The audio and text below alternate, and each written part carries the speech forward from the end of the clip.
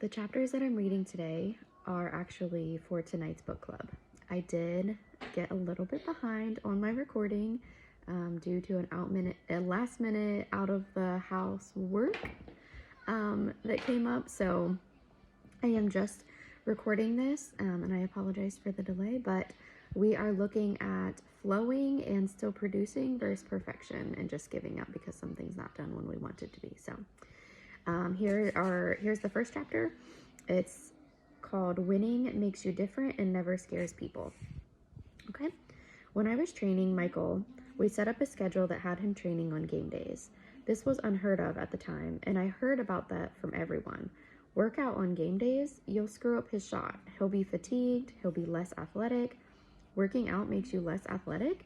We saw it differently. Think about it. He played 3 to 4 games a week, plus travel days, plus practice, plus rest days. When was he supposed to train?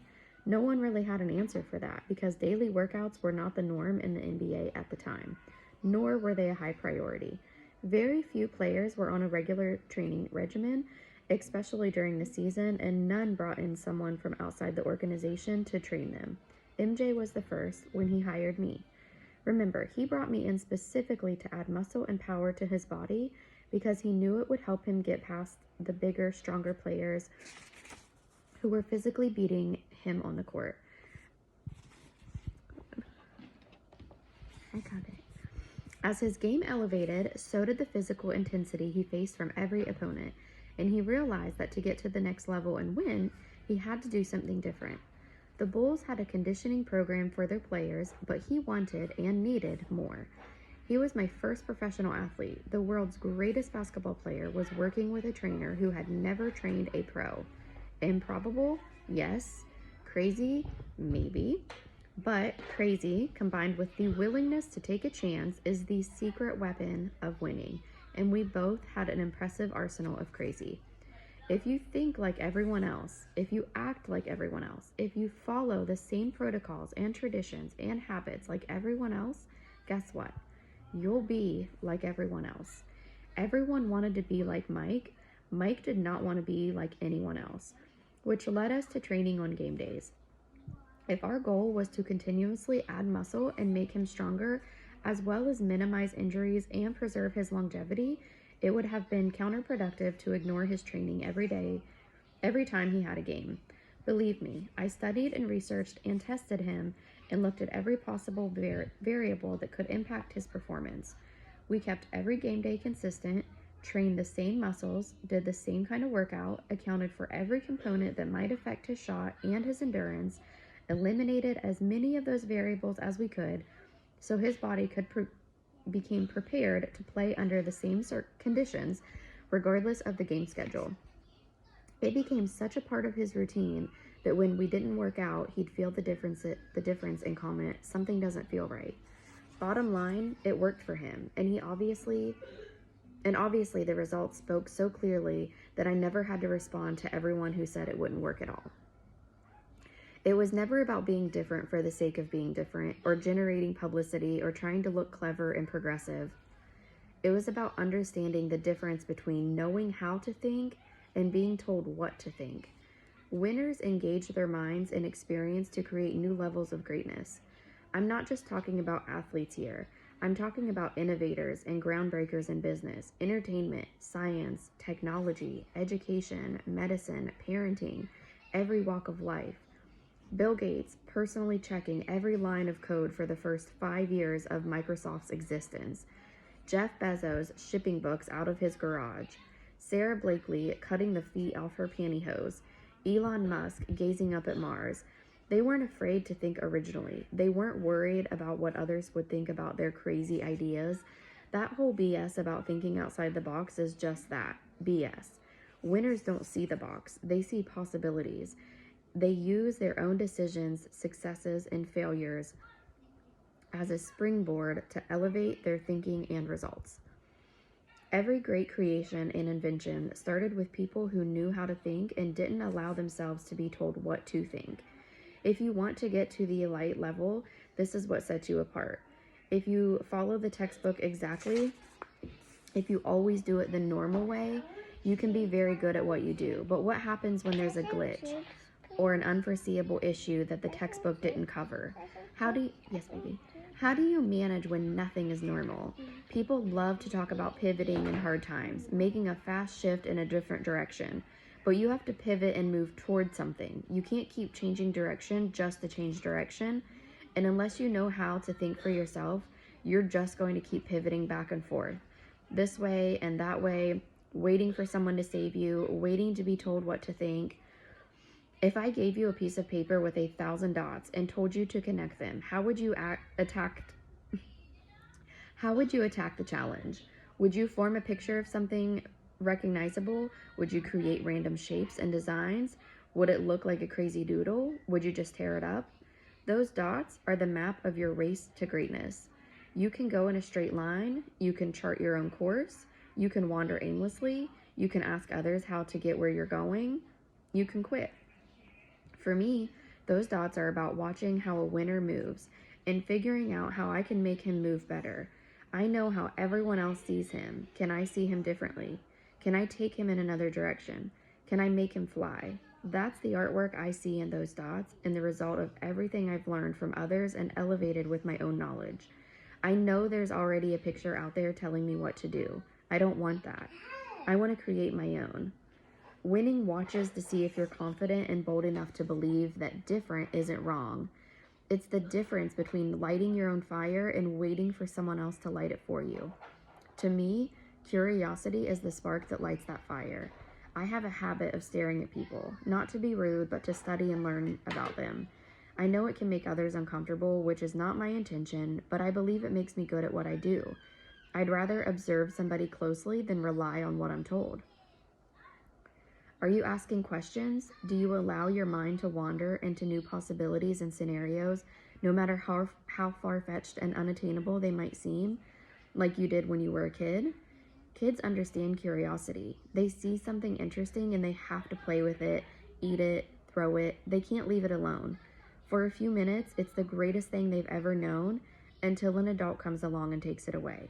They'll ask question after question after question until the adult can't take it anymore and tells them to stop asking so many questions. That was MJ and me in the beginning of our relationship. There was so much I wanted to know, so much I knew I could learn from him. I'd ask about everything until he finally said, "Man, you ask so many questions." I kept on asking. I already knew what I was supposed to think about him, and I knew what everyone else thought about him. I needed to know more than that. Kobe did the same thing with him. He'd call or text Michael in the middle of the night asking how he played against a certain guy, how he handled a situation, what he thought about this or that, and Michael would always answer his questions and help him learn. That's a major trait of the greats, by the way. They want to pass along their knowledge so the next generation can keep learning. That's the difference between competing and winning. I hear this all the time from my corporate clients. We know how to compete, now we need to learn how to win. It's not always the same thing. When you know what to think, When you know what to think, you're ready to compete. When you know how to think, you're ready to win. Your education teaches you what to think. Life experiences teach you how to think. In school, you're tested after you learn. In life, the test comes before you learn. Coaches and bosses tell you what to think. Doing the work tells you how to think. Your parents show you what to think. Adulthood shows you how to think, if you're open to learning. If you follow a recipe for the perfect chocolate cake, you'll get that exact cake because you were told what to do. But after you've made it a few times, maybe you start thinking of a way to make it even more perfect. So you changed something in the recipe and you were right. It turned out even better. That's how to think, not what to think. You can go into a big chain restaurant, order the mac and cheese, and have complete confidence that you'll find the exact same meal in 100 other locations prepared exactly the same way. There's a system in place with procedures and guidelines, and if you're in charge of preparing that dish, you don't have the option to think of a better way to make it.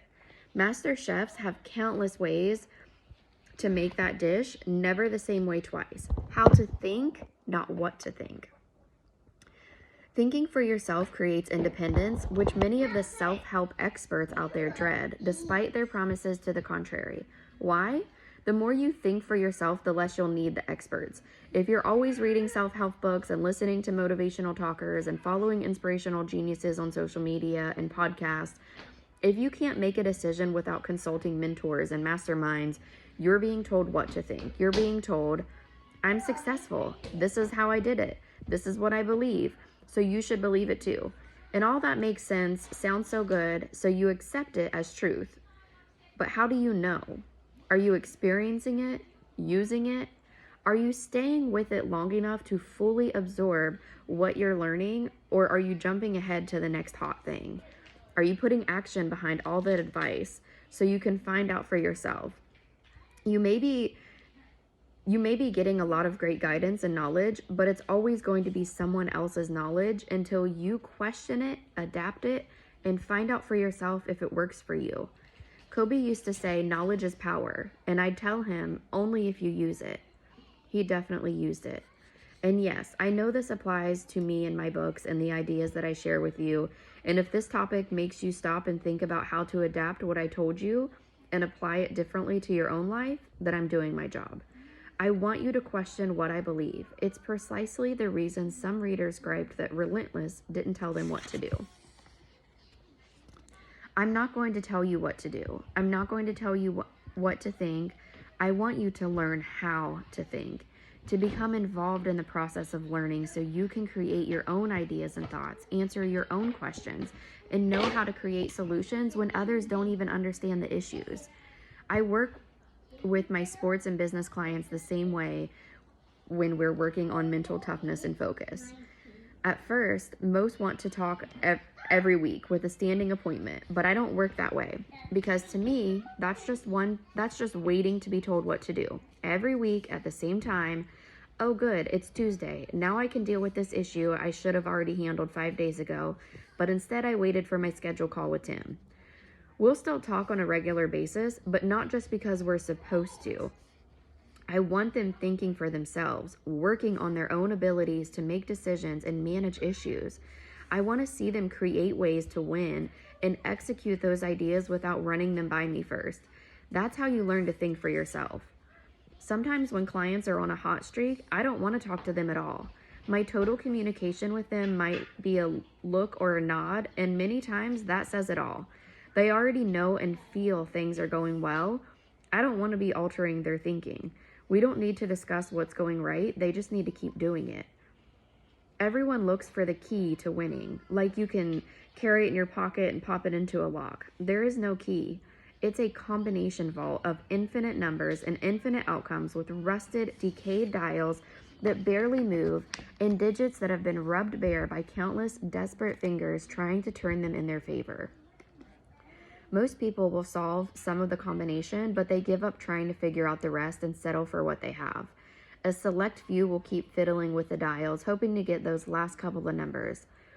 But if you stay with it long enough, if you can elevate your thinking and your expertise to a level that allows you to figure out the complete combination, you can bust the lock on winning's heavily guarded fortress. And while you're celebrating, winning is already changing the combination. For me, the challenge has always been about working that combination so I can find new ways to make great competitors even greater. I can't get them there by applying the same techniques everyone else uses because we're not talking about getting 10% better or 5% better. The goal is 0.0001% better because these performers are already among the best of what they do. Consider an athlete like Michael Phelps, for example, who won 23 Olympic gold medals and 28 medals overall by finding ways to shave 1/100th of a second off his times. You can't achieve that by training and thinking like everyone else. You have to be innovative and dedicated enough to go where others can't or won't. So when I'm working with a competitor who is so elite that he's literally competing against himself, I have to combine all the research and teachings and data, add the unique component of his specific needs and challenges, and create solutions that are unique to him. When I was training MJ, the Bulls' strength coach asked why I had him doing bicep curls. The theory was that biceps were just for show and didn't really make someone a better basketball player. And that was probably true, but we were going for that 0.0001%, which included the intimidation factor of his bigger, stronger, more dominant physique. What's the first thing you see on a basketball player when he takes off his warm-ups? Those arms. Details matter. It works the same in business. Look at a company where everyone has the same training, the same procedures, the same rules and regulations, the same products and services to sell. Everyone represents the same name on the logo, but some will excel above and beyond because they advance their skills and their thinking. That's the difference between learning what is handed to you and understanding how to build on that. Bless you. Okay. Winning requires you to learn, question what you learned, and then learn more. You have to be willing to challenge what you've been taught and learn it again with a different perspective. Everything I've done with my clients has been the result of helping them close the gap between being the best and being the best ever. Big difference between those two. I had to challenge traditional training techniques and learn them all over again through the lens of what I was discovering on my own. None of my college professors ever advised me to take the greatest athlete who ever played, have him train on game days, and give him a steak a few hours before tip-off. Yes, he ate steak before games. Back in the 80s and 90s, the nutrition prescription for athletes was carbs, carbs, and more carbs. Everyone was eating rice and pasta for fuel, but that wasn't working for MJ. Aside from feeling bloated, he was playing so hard that it just wasn't enough for him. When the team was playing at home, he was eating at 3:30 in order to get to the stadium by 6. So he was starving by the 7:30 game time, and by the fourth quarter, he could feel his energy decreasing. So we added a small steak to his pregame meal. Now listen, I'm not telling you to eat a steak before a game. I'm not giving you nutritional advice here. I'm telling you we had to devise a new plan for Michael based on his body chemistry and schedule, his playing minutes, and the massive amount of energy he expended on the court. The steak slowed down the digestion of everything else he was eating, the starches, vegetables, etc., and kept his blood sugar consistent so he had more energy throughout the entire game. It wasn't something I learned in a book or nutrition class. It just made sense to me. I knew what we had tried and it hadn't worked. Let's do this instead. We can always try pasta or something else at halftime, but for now, we'll try steak. Believe me, I've tried a lot of ideas that didn't work at all. I've spent hours putting together the perfect program only to take my client through the workout and realize within 5 minutes that I have to throw out the whole thing. I'm not a genius, far from it. I'm not going to tell you I always know the answer, but I'm going to keep trying solutions until I find it. Winning demands you look past the right way and create your own way. Coaches love to ridicule players who bend over when they feel fatigued. They say it's a sign of weakness and tell them to stand up straight instead with their hands on their head. It never made sense to me, even when I was playing.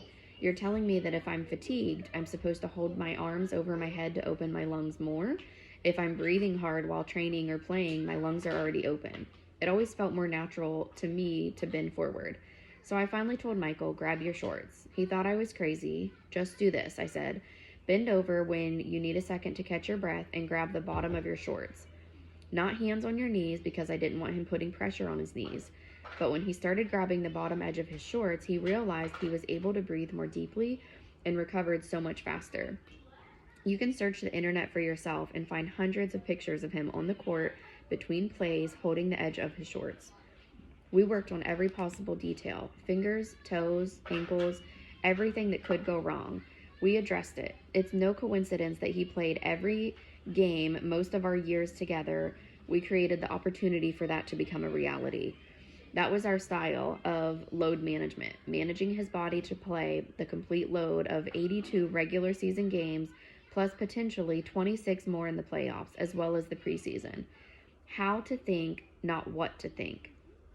With Kobe, there were very few things he wouldn't try in his training. If he believed that he could get 0.0001% better. When I first told him about bending over to catch his breath, he said he wouldn't do it because it didn't look good. Winning makes everyone look good, I told him. He tried, it worked. He took bike rides in the Vegas desert at high noon so he could train in the most challenging conditions. We flew to Europe to try the first cryotherapy chambers, where we literally walked around inside a frigid chamber, totally immersed in temperatures that makes today's cryo tubes feel toasty. I had him eat pizza as a pregame meal when he had back-to-back games because it boosted his energy and stamina. Even his decision to use a helicopter on game days from Orange County to Staples Center was about thinking of new ways to get that slight edge, because it gave him time away from everything and everyone before a game. I know the helicopter came to represent a tragedy, but he had no fear of what could go wrong. If he thought something would give him an advantage, he wanted it. It's no coincidence that the greats figure out what works for them, regardless of what everyone else does. Dwayne didn't just work out on game days. He liked to work out right before the game. He preferred to be at home in the mornings. That was his time to relax. So before home games, I'd meet him at the arena at 6 p.m. before game time, and we'd go through a set of movements for around 20 minutes, take practice shots for 10 minutes away from the crowd, just enough to get his body feeling the way he wanted it to feel.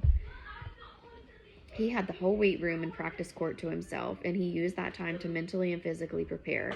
No one told him to do that. It was his way of creating an environment and schedule that allowed him to perform at a higher level. LeBron James is another great who figured out his own path to winning. He essentially created the super team phenomenon in the NBA by deciding where he wanted to play and with whom, knowing he'd be criticized for going against the way others had managed their careers in the past. Everyone was telling him what to think, where to play, and what to do. He exercised his right to think for himself and changed not only the course of his career, but the direction of the NBA. I hear from players every season who say, "Let's work together, I'll do whatever it takes." Then I tell them what it takes, and they can't even comprehend what I'm talking about. Not because it's so complex, but because it's not what they're accustomed to. They've always trained one way. It's all they know. But if you're not getting results doing what you know, you need to plan our work around your vacations. If you get injured every season and can't figure out why, maybe it's time to think about new ways to achieve what you're chasing. To me, it isn't about what's right or wrong. It's about deciding what you will or won't negotiate for yourself, and whether you're willing to expand your thinking in a way that allows you to move closer to winning than your competition. People get caught up in their non-negotiables, those rules and beliefs that can't be altered because why? Because everyone says so, because that's the way you've always done it. You can't tell yourself over and over that you won't negotiate your dreams, your goals, your plans, but if you get to that point where those things aren't working, you might have to start negotiating with yourself, not with others, with yourself. You have to be careful with non-negotiables, because while it sounds tough and badass to announce what you absolutely will and will not do, there are infinite things that can get in the way and force you to change direction. Most people did not begin 2020 planning to homeschool their kids or work from the kitchen table. They didn't plan on their gyms closing. My athletes didn't plan on living in a bubble or playing shortened seasons. My corporate clients didn't plan on running their businesses via Zoom calls. Try clinging to your non-negotiables when everything you planned is suddenly yanked out of your grasp. Your non-negotiables have to be things you and only you can control. The food you eat, the effort you commit, the words you speak, the results you deliver. If you can't personally control the outcome, you're dealing in goals that will potentially require you to adapt, change direction, get creative, and think differently about managing the obstacles that block your path. Our team is going to win the title. Our business is going to triple its revenue. My kid is going to med school. Non-negotiable or wishful thinking? Winning hears your promises and laughs out loud. If you don't control it, you'd better be prepared to negotiate for it. And the negotiation never stops. I've seen great competitors get to the top by refusing to negotiate their ambitions to win. They made every right choice, committed the time and effort, and did the work better than anyone. But as soon as they won, they renegotiated everything. The celebration began, the pressure was off, the priorities changed, and the focus on winning was suddenly blurred by the pursuit of countless other things. For my clients, I have one non-negotiable: performance. Everything contributing to that is open to discussion as long as we arrive at the same end result. If it helps you to train on game day, if you perform better with a steak in your diet, if you want to ride a bike in the 120-degree desert, you have my full support as long as your performance proves the benefits. You need to have that drink? Okay with me. I know all the studies on the effects of alcohol on performance. Yes. But I have also seen firsthand what a glass of wine can do to relax the body and mind. I'm not prescribing it or telling you to do it. If you need to go to that party and have some fun, I understand. But if your performance starts to make people wonder where you were the night before, now we're going to need some limits and restrictions. Because the one thing we're not going to negotiate is anything that adversely impacts your performance. If you're out until 5 a.m. and had a lot to drink, if you smoke to relax, I'll judge you by your results. Did you play like garbage the next day? We're going to have a talk about what happened the night before. You played great?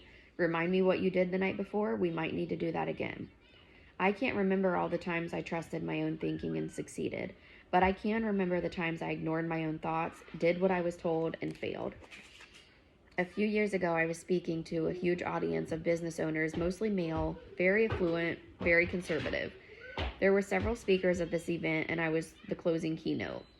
The organizer of the event made one request of all the speakers: no cursing.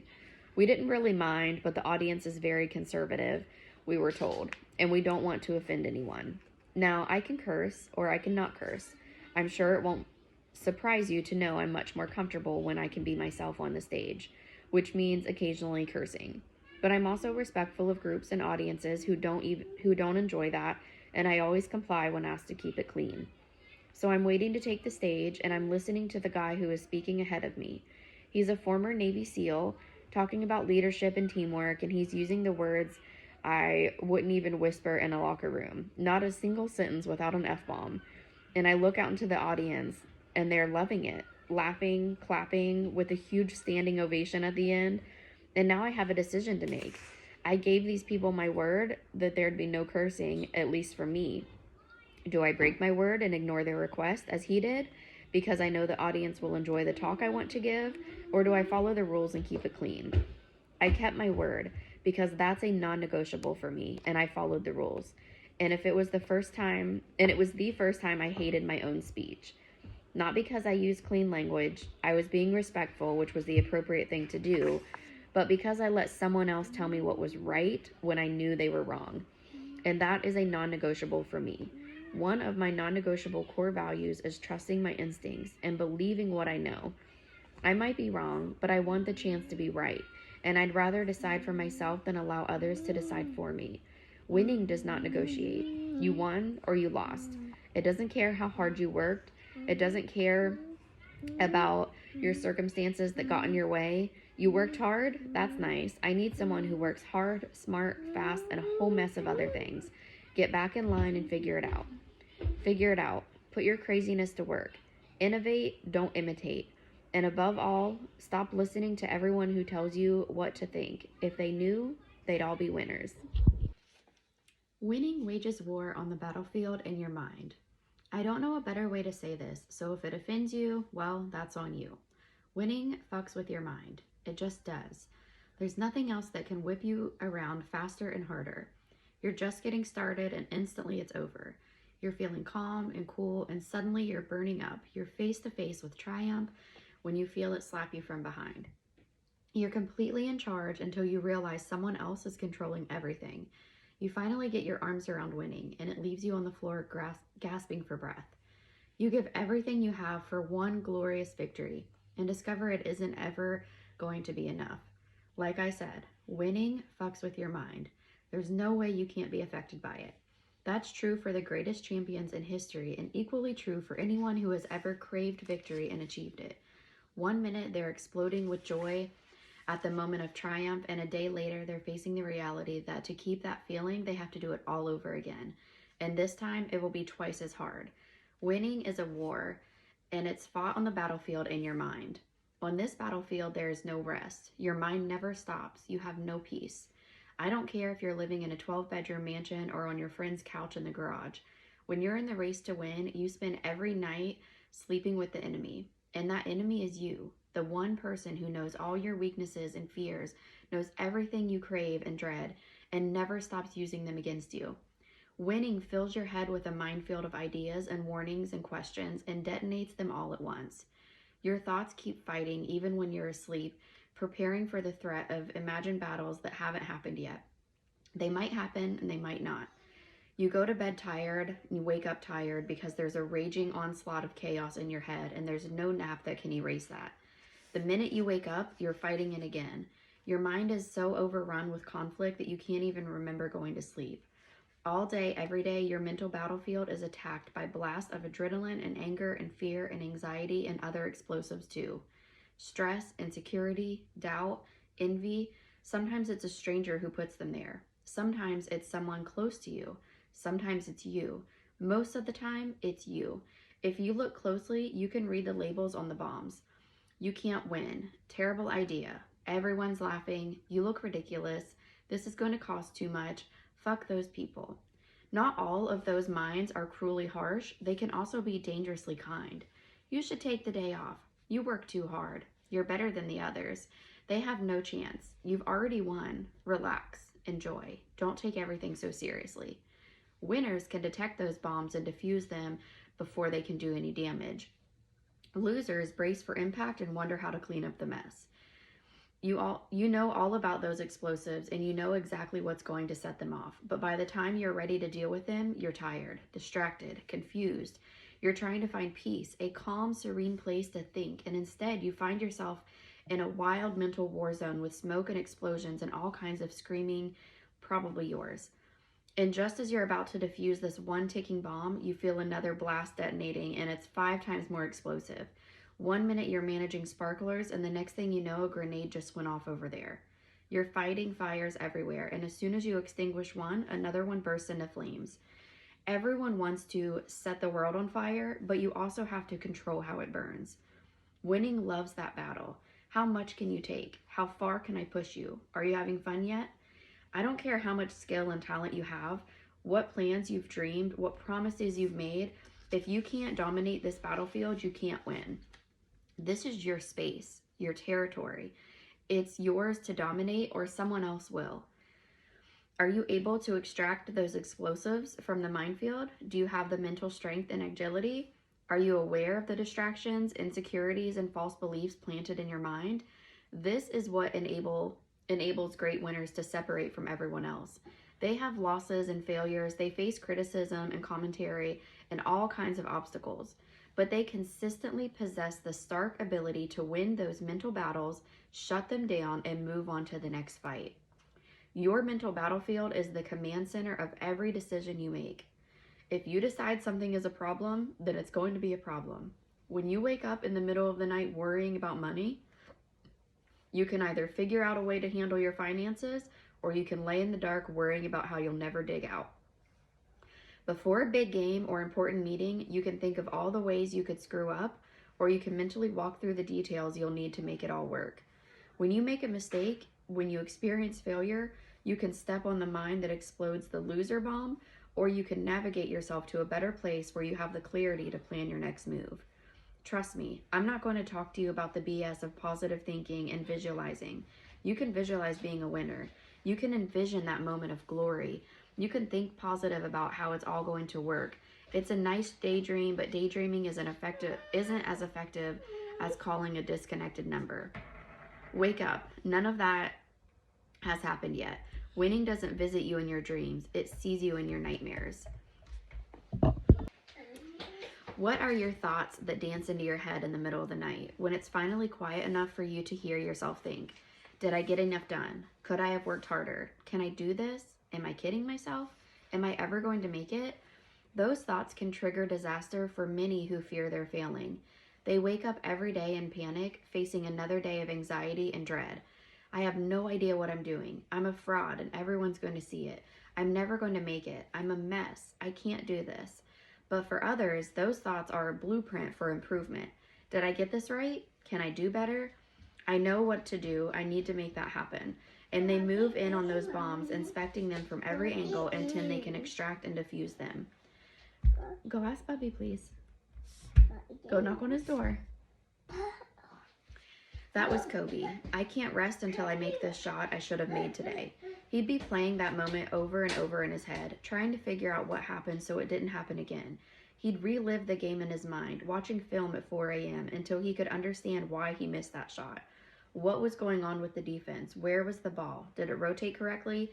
Was it wet? Was it heavy? Was my head too far back? Did I catch it right? Was my elbow correct? He'd go through every possible variable until he could answer his own questions and know with some certainty that the answer in his mind would resolve the issue on the court. Everything you do starts with your thoughts. How many times have you sabotaged your own goals and ambitions because your head wasn't in the right place? You wanted to lose 10 pounds, but the pizza looked so good. You wanted to quit drinking, but what the hell, it's been a hard day. You knew you should have made that one phone call, but you weren't sure what to say. You had all of your plans in place to make a major move in your life, and you let someone talk you out of it. No one forced you into those choices. You weren't prepared to win those battles. I've watched great players lose everything because they couldn't make that mental leap from wanting to win to making it happen. They started believing the hype and the bullshit and stopped believing in what got them there in the first place. This is not just about athletes, of course. It can happen to anyone in any endeavor. I see it all the time with the business leaders and entrepreneurs I work with. One day they're on a clear trajectory toward success, and then suddenly they can't win at all. What happened? They didn't suddenly forget how to execute. Something else got in the way, and it's almost always something mental. I've dealt with so many athletes with brilliant talent whose careers were completely destroyed inside their mental bomb shelters. They believed every gracious compliment about their greatness, every grandiose tribute to their excellence. From the time they were kids, they were told how special they were, which may have been true enough at the high school or college level. Unfortunately, they hadn't actually accomplished anything at the pro level, and instead of working harder to match their alleged potential, they bought into the hype and focused on building their brand instead of getting their results. Note, get the results, and the brand will build itself. Play it the other way around, and your career will be dead long before your shoe deal expires. That's how you sabotage yourself. Shh.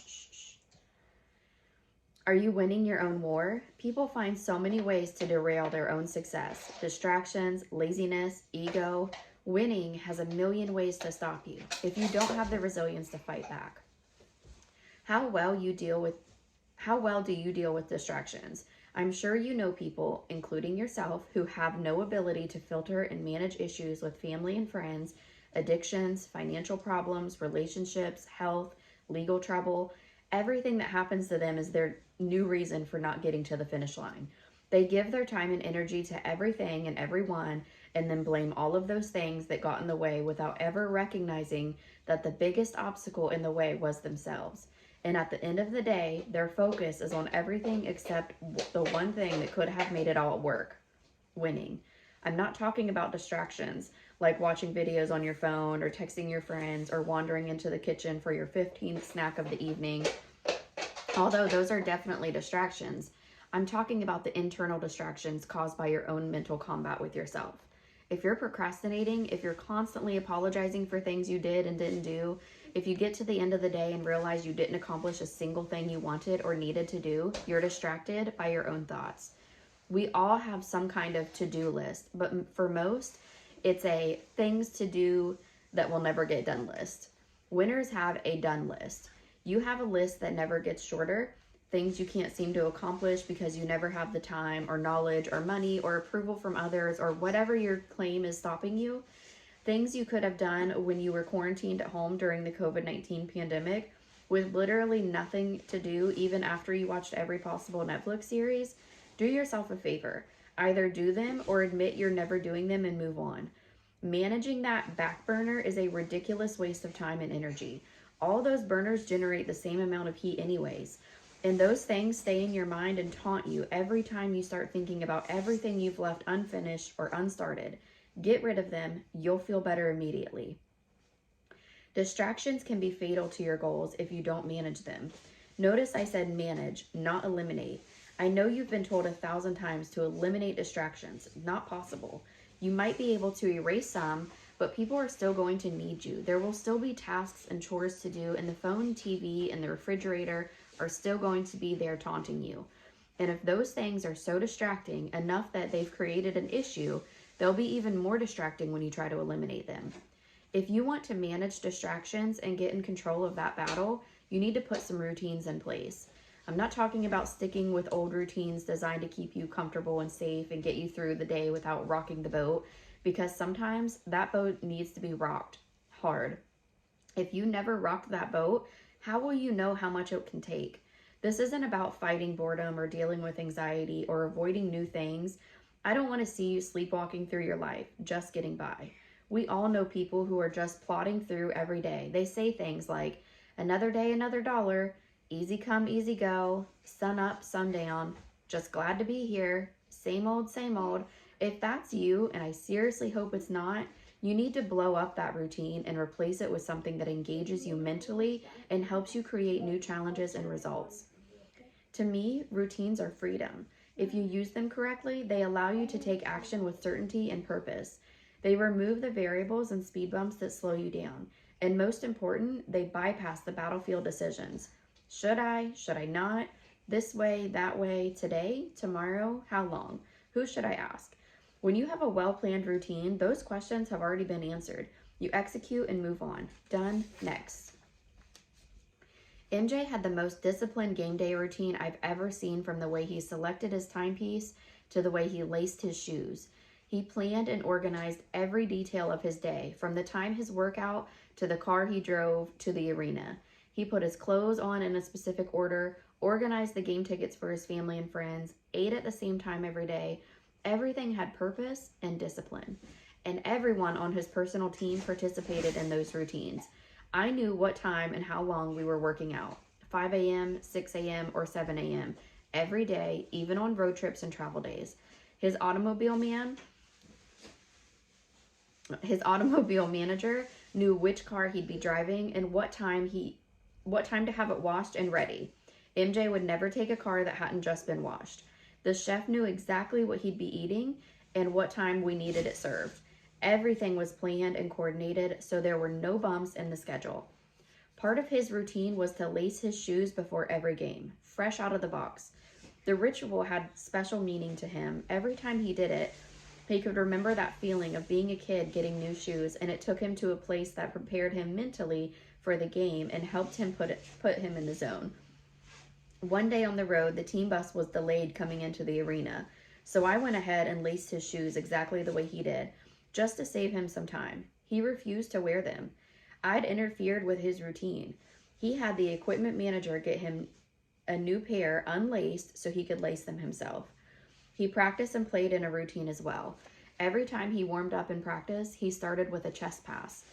The greatest player in the world working on a basic chest pass. Why? Routine. Basics, fundamentals. The court was his battlefield, and he knew where all the mines were planted. If you can't master the fundamentals, you can't master anything else. Even before games, in the tunnel, he would go through the motion of a chest pass, watching an imaginary ball release perfectly off his fingers and thumbs, spinning its way through his mind, cutting through the unnecessary thoughts in his head. His fundamentals were so well rehearsed, he never had to think about those basics during a game. He knew if he could get to a certain spot on the court, nothing could stop him. Most players have a spot like that. MJ had them all over the floor. That was his minefield. He knew exactly where to position himself and where his doomed opponents would be blown up. No different from a light military executing a complex operation. Routine isn't an option, it's imperative. Every detail is planned, mapped, and required. The team has to work in complete synchronization or everyone is at risk. From the way you're taught to make your bed to the precision and accuracy of jumping out of a plane, there is no room for creative options. The decisions have been made for you. Don't think, execute. Part of MJ's greatness was the ability to execute. Even the smallest details of his movements enabled him to act and reflect faster than almost anyone else on the court. He could get his shots off quickly because he caught the ball with his knees bent and his shoulders already squared up to the shot. So he was already in position to shoot. Most players catch the ball and then get in position to take the shot. MJ was already there. The gun was already locked and loaded. He rarely had to reposition his body or turn his shoulders after the pass. All he had to do was catch and turn his head to see the basket. To this day, I don't even know if that was something he learned or if it just came naturally to him, but it eliminated a split second of not having to think about those extra steps, not having to waste physical and mental energy. That's how you control your mental battlefield. Why was routine so important to him? Because the games themselves were so unpredictable. Not controllable, but unpredictable. And controlling the unpredictable was his specialty. He never panicked, never flinched at unforeseen obstacles. Rodman thrown out of a game? No problem. We'll pick up his rebounds. Scotty injured? No problem. We'll handle his points. Team being dismantled at the end of the season? I got this. Give me the ball and get out of the way. You can't manage any of that in your mind if your mind is battling everything else in your life. His routine allowed him the mental freedom and clarity to focus on one thing, the complexity of the game and managing every variable that stood between himself and a win. He planned for the unpredictable and structured his life to minimize the impact it would have on his performance. But the greats understand you can't plan for everything. Winning respects your routines and habits, but it thrives on the unpredictable and will keep throwing fastballs high and inside, sometimes at your head, until it throws the curveball just to see if you can adapt and handle the unexpected. If you can only do things one way, if you can't operate outside your own system, winning gets bored and finds someone else to play with. A routine may allow you to set a portion of your journey on autopilot, but to get to your ultimate destination, you're going to need total control over the outcome. That's the difference between a winning quarterback who can call an audible in bad situation and turn it into a success, and a failing quarterback who can only execute the play he rehearsed. If you're flying a fighter jet, you can't leave complete control to the autopilot. You must be ready at all times to override the system and handle the unexpected. Many of us had to face that challenge during the COVID-19 pandemic, which disrupted or altered almost every aspect of our lives in some way. Suddenly, basic routines changed or disappeared altogether, with limited options to put things back the way they were. All the things that were part of a daily routine, what time you got up, when you left the house, when you went to the gym, when you had lunch, who you saw and spoke to, what time you returned home, what you did when you came in the door, how you relaxed in the evening, what time you went to bed, were suddenly altered or eliminated. Every routine, every habit, every procedure had to be replanned and relearned. For some, it was a disaster because they couldn't cope with the rapidly changing landscape. But for others, it was an opportunity to get rid of old habits, break old routines, and find a new way to do things. For many, it exposed the pointless habits and systems we plug into over and over without any real benefit. I use the situation to challenge my clients, especially those in business, to create a new normal for themselves and their teams. Why do you have this routine? For fear, boredom, strategy? That's how it's always been done. You don't know another way. What are you limiting by clinging to this? How does it help you win? For pro athletes, you live by the schedule and routine. The quarantines and new protocols presented an interesting challenge. When you play one way your whole career in front of fans, surrounded by family and friends, on a set schedule that never varies, it takes an extra level of focus to deal with the new reality, from empty stadiums to the NBA bubble. Some handled it with no problems. Others couldn't handle the disruption to their routines, and it showed in their results. The difference wasn't physical, it was all mental. Every routine has to factor in the possibility of uncertainty. If you prepare only for one scenario, you have no chance of surviving the volatility of real game conditions. True in sports, true in business, and true in life. If you can only function when things are done a certain way at a certain time, that tells me you lack the ability to adapt to real-time variables. In basketball, for example, you can practice the perfect shot all you want, but in the game, you're never going to know how the pass is coming to you. Over the years, I've thrown countless passes to my athletes, and there were times they'd throw them right back because they didn't like how I threw them. Too high, too low, too hard, too soft, whatever. I once had an intern everyone hated, not because he wasn't great at what he did, but because his passes were too soft. Drove the players crazy. And I understood the intern's issue because even if you're strong, you probably don't have the strength of an NBA player. And you're throwing 1,000 passes a day to these guys, and each player wants the ball at a different height, different location. But every time he'd throw that weak pass, that's what they'd think about instead of focusing on what they were doing.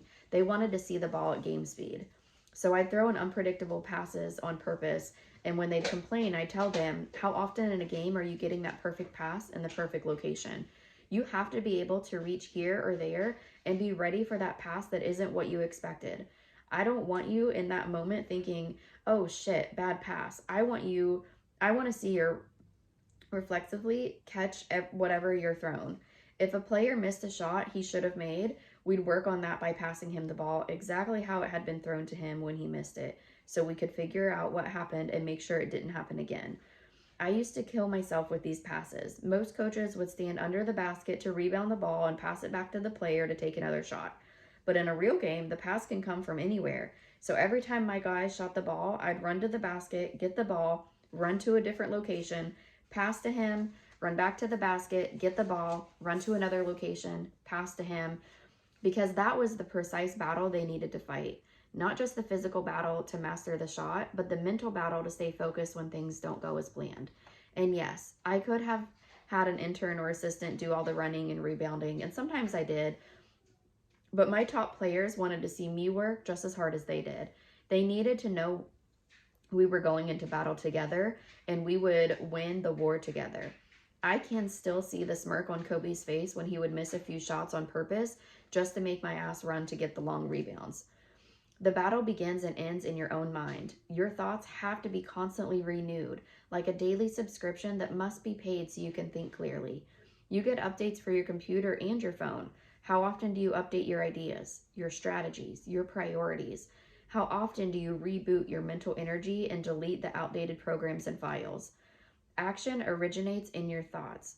Winning will pull you in one direction, but your mind will pull you back. It's too tough. I didn't expect this. I'm not ready. I'm not good enough.